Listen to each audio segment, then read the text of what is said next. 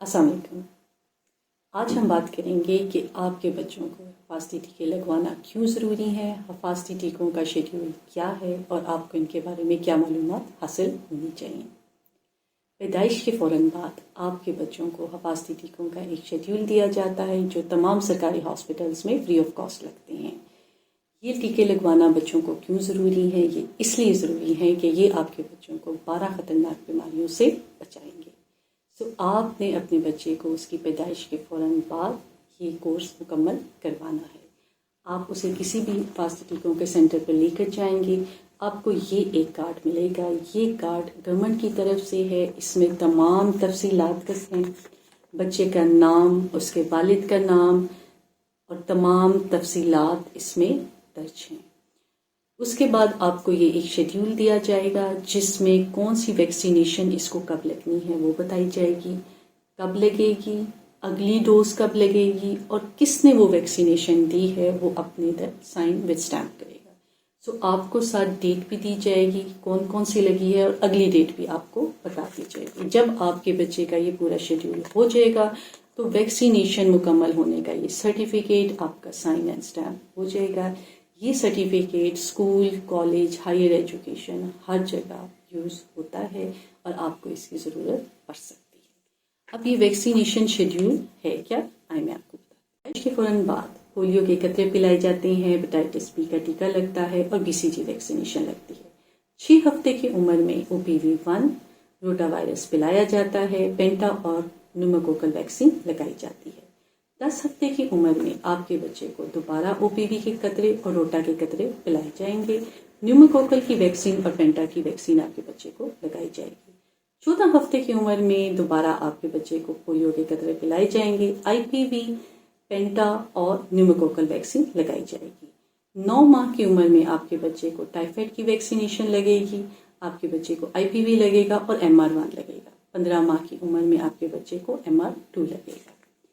یہ ویکسینیشنز ہیں کیا، ان کے بارے میں آپ کو ضروری کیا جاننا چاہیے۔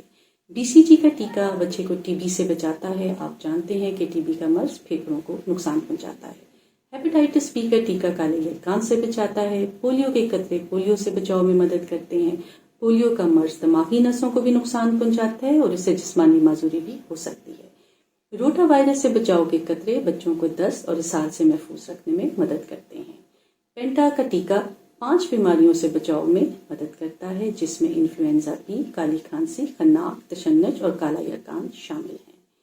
PCV یعنی نیوموکوکل کا ٹیکہ نمونیا سے لڑنے میں مدد کرتا ہے۔ نمونیا کا مرض پھیپھڑوں کو نقصان پہنچاتا ہے جس سے سانس لینے میں مشکل پیدا ہوتی ہے۔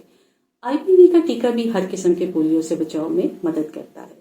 ٹائیفائڈ کا ٹیکہ ٹائیفائڈ بخار سے بچاؤ میں مدد کرتا ہے۔ مرض کی صورت میں تیز بخار ہوتا ہے اور علامات کے ساتھ بھی بچہ آپ کے پاس ہسپتال میں داخل ہو سکتا ہے اور مناسب علاج نہ ہونے کی صورت میں موت بھی واقع ہو سکتی ہے۔ میزلز روبیلا کا ٹیکہ خسرے اور روبیلا سے بچاؤ میں مدد کرتا ہے۔ خسرے سے انفیکشن، نمونیا اور دست ہونے کا خطرہ ہوتا ہے۔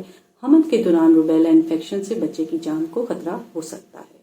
یہ وہ تمام ٹیکے ہیں جو بچوں کو 12 بیماریوں سے بچاتے ہیں۔ کچھ ہدایات ہیں جو والدین کے لیے جاننا بہت ضروری ہیں۔